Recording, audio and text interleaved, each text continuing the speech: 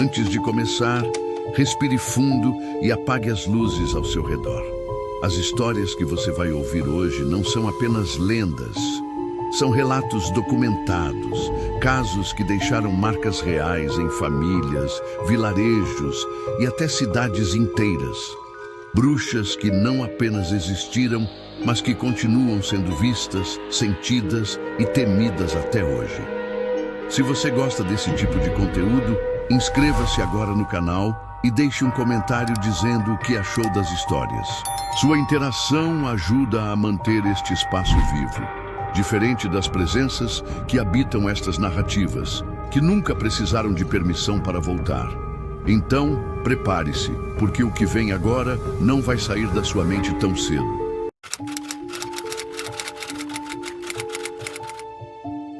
No início do século XIX, a família Bell, no Tennessee, começou a ouvir batidas fortes nas paredes da pequena casa de madeira.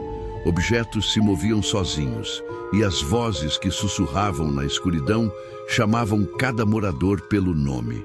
Com o tempo, aquela presença ganhou força, assumindo uma voz feminina rouca que dizia ter vindo atormentar a família por vingança, chamando a si mesma de Kate.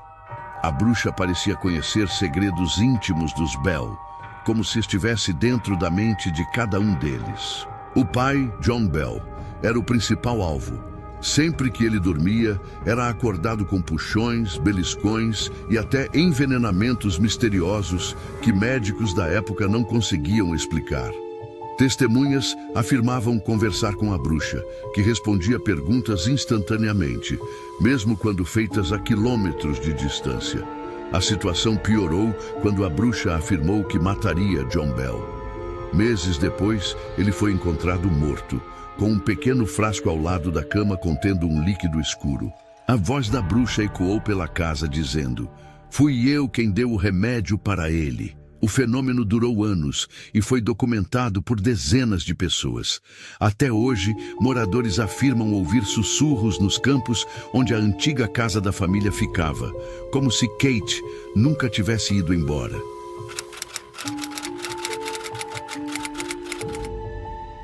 Grace Sherwood era conhecida no século XVII, na Virgínia, como uma curandeira habilidosa.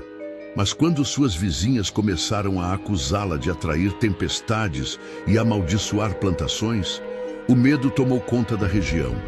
Diziam que Grace se transformava em gato preto para espiar casas e que sua sombra desaparecia quando o sol batia.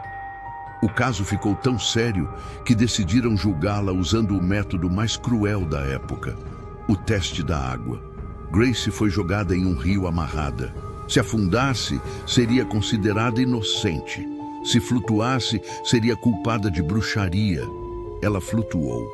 Apesar de sobreviver, foi isolada por anos. Após sua morte, episódios estranhos ocorreram justamente onde o teste foi realizado. Pescadores relatavam ver uma mulher emergindo da água com os cabelos ondulando como serpentes, enquanto o vento mudava de direção e ondas violentas quebravam sem explicação. Relâmpagos caíam mesmo em céu limpo, acompanhados da visão de uma figura feminina parada na margem, observando em silêncio. Muitos afirmam que, sempre que uma tempestade extrema se forma sobre a região, é Grace quem ainda controla os ventos, mostrando que a bruxa de Pungo nunca realmente se foi.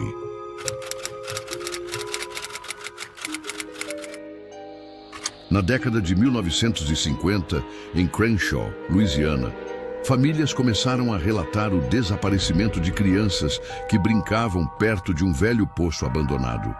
O poço havia sido lacrado décadas antes, após rumores de que uma mulher acusada de bruxaria fora jogada dentro dele durante o século XIX. Testemunhas diziam que, em algumas noites, era possível ouvir um choro profundo vindo das entranhas do poço, como se alguém estivesse suplicando para sair. Porém, quem se aproximava sentia mãos frias segurando seus tornozelos tentando puxar para baixo. Depois de uma das crianças desaparecer, os moradores ouviram gritos vindos do campo. A menina foi encontrada horas depois, em estado de choque, repetindo a mesma frase. A mulher lá embaixo quer companhia. Ela descreveu uma figura magra, com pele cinzenta e cabelos escorridos, que subia pelas paredes do poço como se não tivesse ossos. Nos anos seguintes, o local foi totalmente isolado. Mesmo assim, visitantes clandestinos relatam ver marcas de arranhões recentes na tampa de concreto. E alguns afirmam ter ouvido batidas vindas de dentro, como se a bruxa ainda estivesse tentando escalar a escuridão para alcançar o mundo novamente.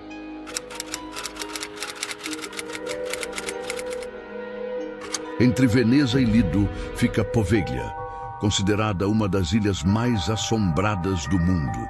Séculos antes, ela serviu como refúgio de pessoas isoladas durante epidemias.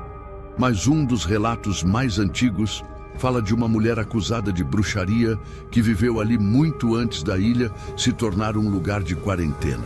Diziam que ela conversava com espíritos que vagavam entre os campos de cinzas e que podia guiá-los para encontrar descanso ou aprisioná-los para sempre. Com o passar do tempo, pessoas desapareciam ao visitar a ilha. Barqueiros relatavam ver uma figura encapuzada caminhando perto das ruínas, mesmo quando ninguém deveria estar ali. No século XX, um psiquiatra tentou investigar a ilha e relatou ter visto uma mulher parada no topo da antiga torre de observação. Ele afirmava que ela sussurrava vozes que não eram humanas. O médico acabou enlouquecendo e morreu poucos anos depois, dizendo que a bruxa o seguia em seus sonhos.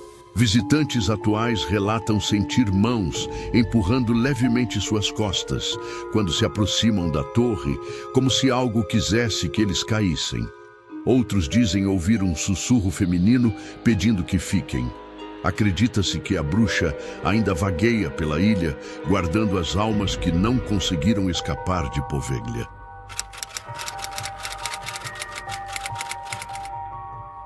Na década de 1930, em Trás-os-Montes, Portugal, uma mulher chamada Eva começou a ser acusada de bruxaria após vários animais da vila aparecerem mortos, com o sangue completamente drenado.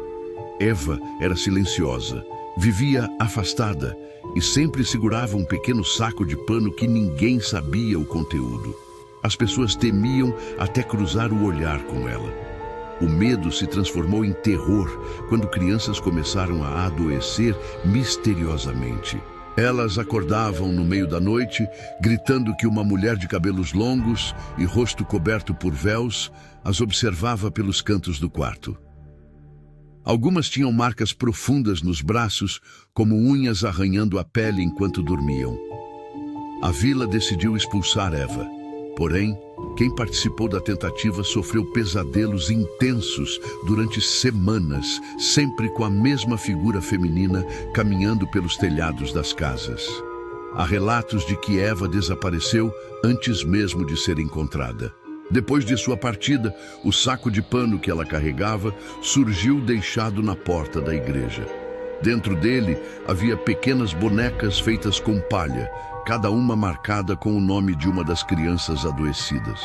Os fenômenos pararam de repente, como se Eva tivesse levado consigo algo muito pior. Até hoje, idosos da região dizem que em noites de tempestade, uma mulher caminha pelas colinas, segurando um saco de pano que nunca larga.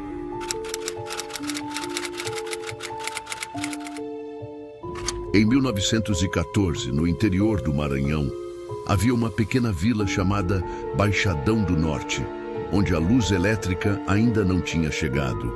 As casas eram simples, isoladas por mato fechado, e todos viviam com medo de um único objeto proibido.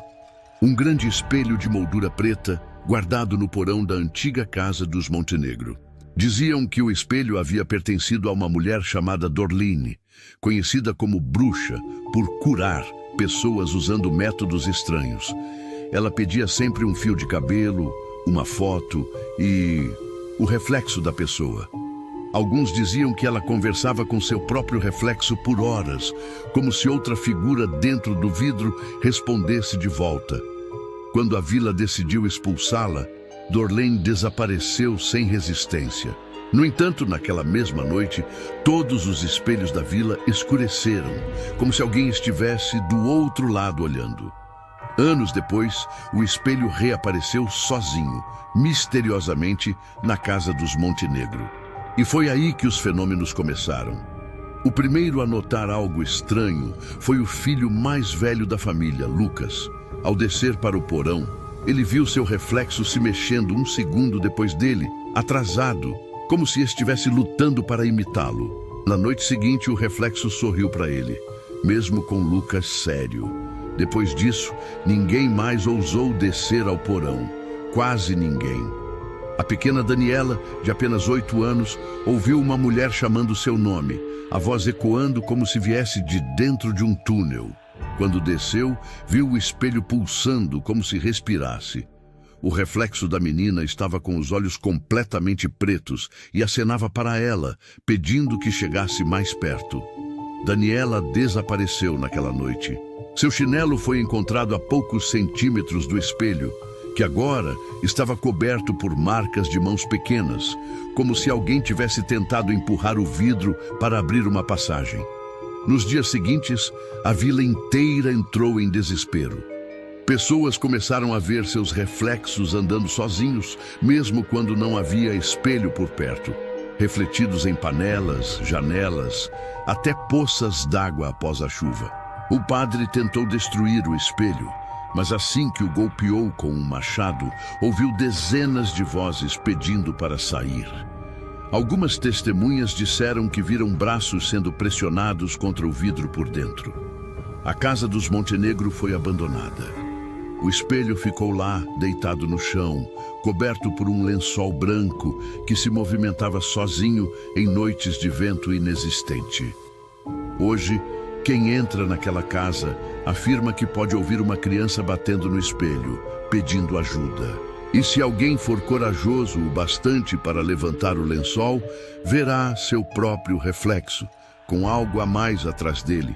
Uma mulher magra, com os olhos completamente vazios e a boca costurada, observando. E dizem que, se você olhar tempo demais, ela sorri. E quando ela sorri, alguém desaparece. Se você conseguiu chegar até aqui, é porque essas histórias não te afastaram da escuridão ainda. Então aproveita e se inscreva no canal para continuar explorando esse lado oculto comigo. Deixa o like para fortalecer o vídeo e comenta aí embaixo qual dessas bruxas te deixou mais arrepiado. Sua interação ajuda muito e quem sabe eu não trago algo ainda mais sombrio no próximo. Até a próxima, se você tiver coragem de voltar.